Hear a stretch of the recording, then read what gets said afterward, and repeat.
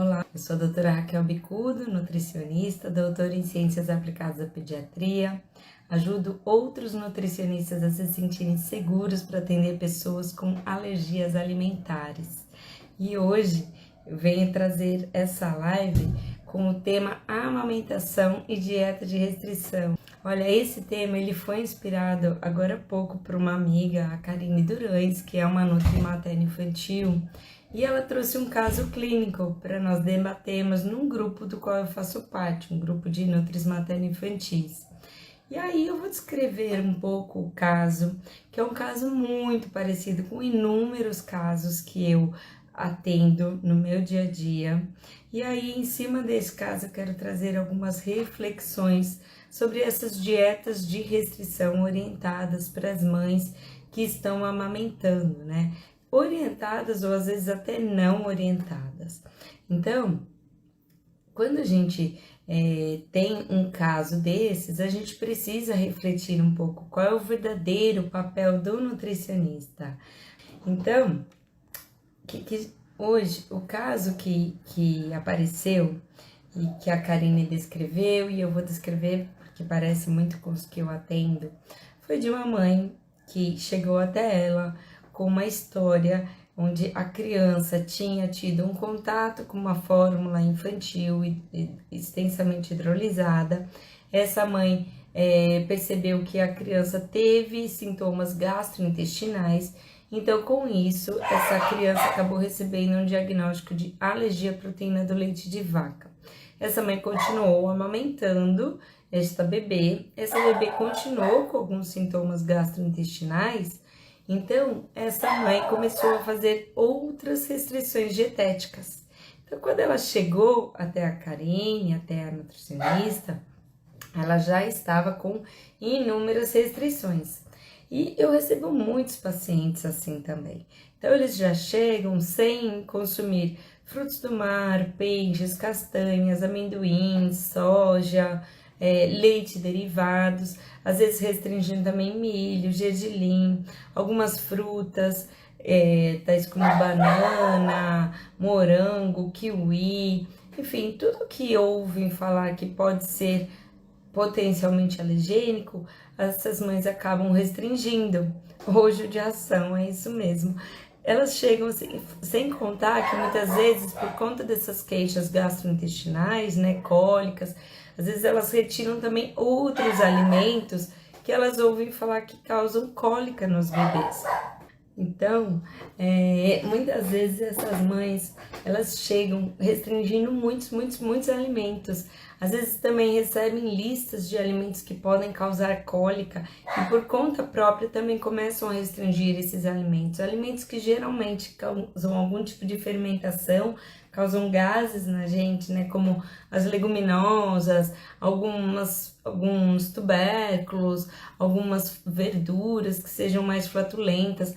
E aí, às vezes, a gente recebe mães em dieta de restrição extremamente severas. E essas crianças continuam com sintomas. Aí é que tá a questão. E a mãe chega pra gente perguntando assim: o que mais eu tenho que retirar da dieta para o meu bebê, a minha bebê melhorar? Eu já tirei de tudo e ela não melhora. O que mais que eu tiro? Qual é o alimento que eu tenho que retirar? E assim como descrito pela colega no grupo, em relação à conduta dela, que eu elogiei bastante, eu também percebo o seguinte, que na maioria desses casos, não é a restrição que vai trazer a melhora dos sintomas do bebê. E muitas restrições acabam sendo injustificadas, e inclusive muitas restrições podem até atrapalhar toda essa microbiota intestinal dessa mãe e, consequentemente, microbiota intestinal do bebê. Bom, então, a grande questão é, qual é o papel real do nutricionista? Será que é de fato seguir essas restrições, né?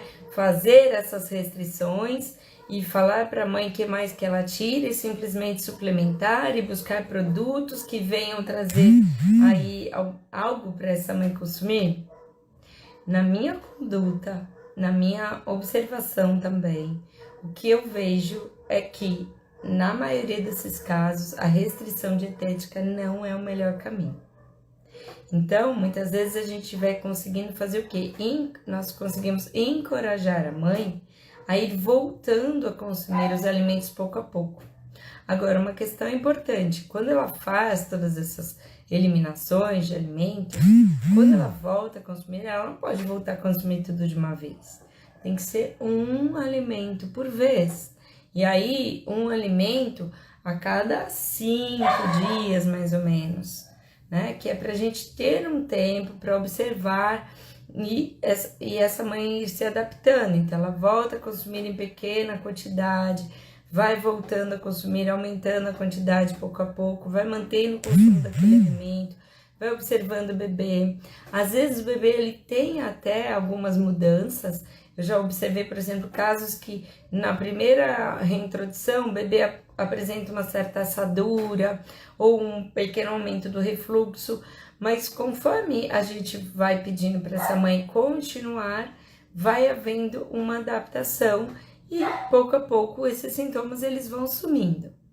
Então é bem importante a gente ter essa condição, né, essa segurança para poder passar a segurança para a mãe de que, poxa vida, talvez isso não seja uma alergia.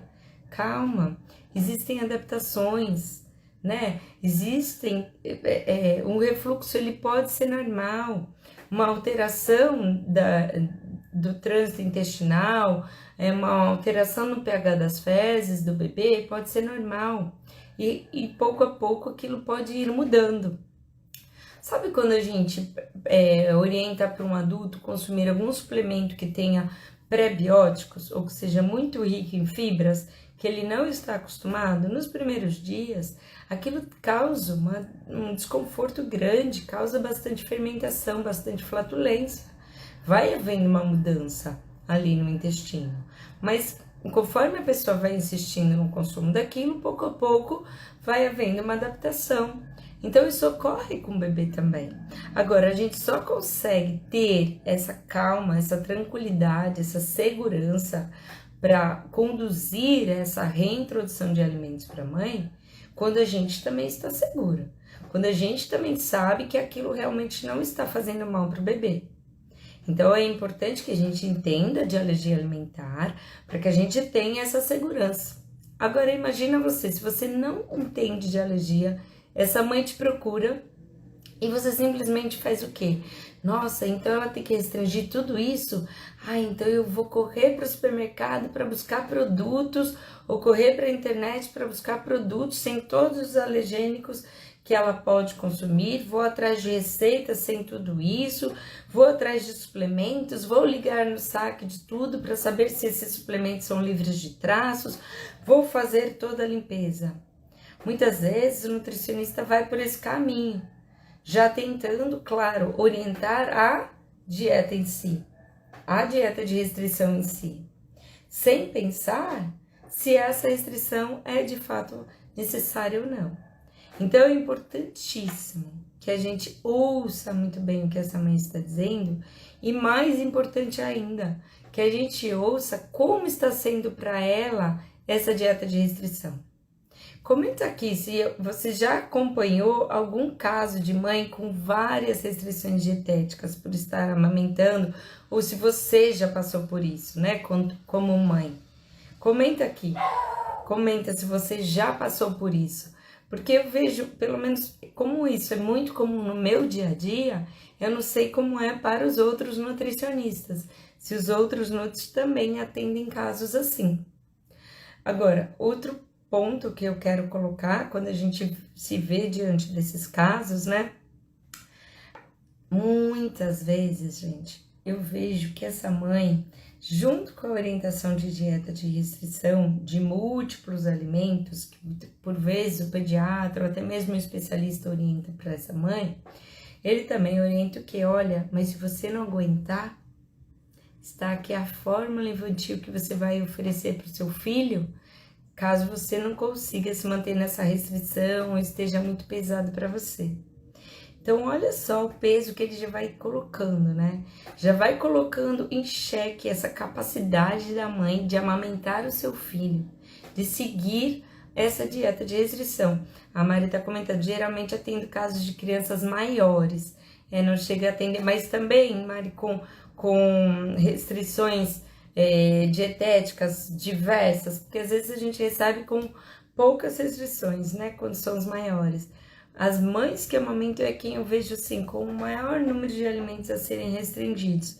Isso me assusta bastante, porque o que eu vejo é que muitas vezes isso coloca em risco a própria amamentação. E às vezes eram sintomas que nem alergia alimentar eram, que nem justificariam tudo aquilo. Deixa eu ver, uma avó pediatra outro dia chegou na casa da nora com uma lata de fórmula à base de aminoácidos livres. É assustador isso, né? Então as pessoas já vão colocando essa mãe nessa situação de impotência. Agora, o que eu acho que nós, como nutris, é o nosso papel? É dar suporte para essa mãe, é dar orientação para ela, é ouvi-la. Eu, por exemplo, na minha conduta assim, de consultório, eu faço um acompanhamento por 30 dias. Por que eu faço esse acompanhamento por 30 dias? Porque eu falo para a mãe que ela pode mandar áudio, pode me mandar mensagem, porque às vezes ela só quer desabafar. Porque se ela for desabafar com a família vai chegar e falar assim, então tá vendo, já falei para você, para de amamentar, dá a fórmula que o problema acaba. Mas não é isso que a mãe quer. Às vezes ela quer ter o direito de dizer que ela está cansada, sim, que ela gostaria de dormir, que aquilo está pesado para ela, mas ela é quem sabe quanto ela é capaz de aguentar daquilo. Não somos nós que podemos decidir por ela quanto que ela vai seguir de dieta de restrição. Por quanto tempo ela vai seguir, se ela é forte bastante para seguir aquilo ou não. O que também nos cabe é dizer para ela, poxa, mas posso te dar o suporte para te ajudar para ver se realmente isso tudo é necessário? Então, quando a gente se coloca ali disponível para ela mostrar a fralda e dizer, doutora, você acha que isso é uma alergia ou não é? E a gente diz, calma, observa mais um pouquinho. Ela fala, tá bom, observe. De repente, doutora, melhorou. Eu continuei comendo e os sintomas desapareceram. Então, ótimo, gente, não é alergia. Porque se fosse alergia, não tinha melhora na presença daquele alérgeno. Então, quando a gente se coloca nesse lugar, a gente consegue sim dar lugar para isso. Por isso que eu digo que o Nutri que entende a alergia alimentar, muitas vezes ele atua para a manutenção do aleitamento materno. Algo que vai trazer repercussões no futuro da vida da pessoa, né? Porque a gente sabe da importância desses primeiros 2.000, nem sei mais em quantos mil dias já estão aí os importantes, onde a gente vê reflexão lá na frente, né? Deixa eu ver o comentário aqui. Imagina, a mãe teve inclusive quadro de hiperlactação, ela está amamentando lindamente a bebê, crescendo e ganhando peso. Pois é, olha só, e precisava da fórmula? Não precisava da fórmula, né? Então, gente, é nosso papel ajudar a descobrir se de fato tem um alérgeno envolvido ou não, porque pode ser que nem seja uma alergia alimentar. Se tem um alérgeno, qual é esse? Dificilmente você 20, 30, 40 alimentos. Então, para que tanta restrição? Se a gente consegue ir desmistificando isso ainda na fase antes dos 6 meses, a gente também consegue garantir uma introdução da alimentação complementar muito mais tranquila para esse bebê. Porque essa mãe vai ter coragem de oferecer os alimentos. Então, nosso papel dar esse suporte, dar esse ouvido. E não entrar na paranoia de querer dizer que essa mãe precisa ter uma nova cozinha, trocar todas as panelas, fazer lavagens triplas em tudo. Não é assim. Muitas vezes não há necessidade. No mundo lá atrás da alergia, quando eu comecei, porque eu já tô nessa há quase 18 anos aí, né? Não se falava em traços domésticos como se fala hoje em dia. Isso cresceu conforme foi crescendo a comunicação nas redes sociais. Antigamente não se falava isso. E eu vou dizer que isso surgiu num papo entre nutris. E eu estava nesse início, onde se questionou: poxa vida, será que aquelas rachaduras, aquelas ranhuras em plásticos, materiais porosos, como a gente vê que aquilo, pensando no aspecto microbiológico, não é interessante de ser usados em cozinhas, tanto que a gente não vê mais superfícies de madeira nem de plástico, né? As superfícies são todas de metal. Por quê? Para facilitar a higienização. Poxa, será que isso é uma verdade também pelas proteínas de alimentos? Talvez seja. Então vamos orientar para que não utilizem esse tipo de material? Foi assim que isso surgiu, gente. Isso não está escrito em guideline nenhum. E não tem nenhum estudo, pelo menos que eu conheça, que tenham sido detectados mínimas quantidades de alimentos nesse tipo de material. Então é algo que surgiu, mas que foi tomando proporções tão grandes, onde a gente vê, como no caso descrito pela colega hoje no grupo, que a mãe cozinhava numa cozinha separada, que ela equipou todinha apenas para fazer a comida dela. Ela já não saía mais de casa, ela só come aquilo que ela cozinha. E restringindo muitíssimos alimentos. E a bebê sem melhora. Então, olha o impacto na qualidade de vida dessa mãe. Dói meu coração saber de mães que estão passando por esse tipo de situação e que a gente sabe que muitas vezes é sem necessidade. Mães que às vezes estão com não só a sua parte nutricional, mas toda a sua parte psicossocial e emocional quanto mãe abaladas. Mãe já tem dúvidas sobre tudo que faz, já tem culpa sobre tudo que faz. Agora, ela achar que o leite dela, que é o melhor alimento que ela pode oferecer para o bebê, está fazendo mal para o bebê, isso é muito ruim para ela. E quando a gente começa a dar motivo para ela se desencorajar, gente, isso é desumano. Então, nutris, por favor, vamos trabalhar em favor da amamentação. Temos aqui nutris participando da live que já trabalham com isso, né? A Suelen, que entrou agora, a doutora Suelen, ponto alergia, olha, já trabalha com isso. A Mariana, que está agora se formando, Mariana Gomes Baião, que vai se formar agora e que já faz parte do curso Terapia Nutricional na Alergia Alimentar. Tenho muito orgulho de tê-la como aluna, porque já está se formando aí com uma grande capacidade de ajudar realmente essas mães. Mas o que a gente quer é mais nutris trabalhando nesse sentido, né? E apoiando umas às outras. Porque aí quando todo mundo se entende e apoia nesse sentido, é ótimo. Agora, se vai todo mundo ali no rumo de quem não enxerga nada e só vai na restrição, qual é o alimento que pode, qual é a lista de alimentos, sem saber se aquilo é necessário, isso realmente acaba não ajudando. Então, sim, a gente precisa saber quais são as fórmulas infantis especiais para serem oferecidas no caso que a mãe não pode amamentar, precisamos conhecer quais são os alimentos que podem ser oferecidos nos casos de suplementação, por quem está passando por restrição dietética, precisamos de tudo isso. Mas não é só isso que a gente precisa. A gente precisa mesmo é ouvir a mãe atentamente, entender e ter paciência para realmente ajudá-la a descobrir se aquelas restrições todas são necessárias ou não. E eu te digo, na maioria dos casos, elas não são necessárias.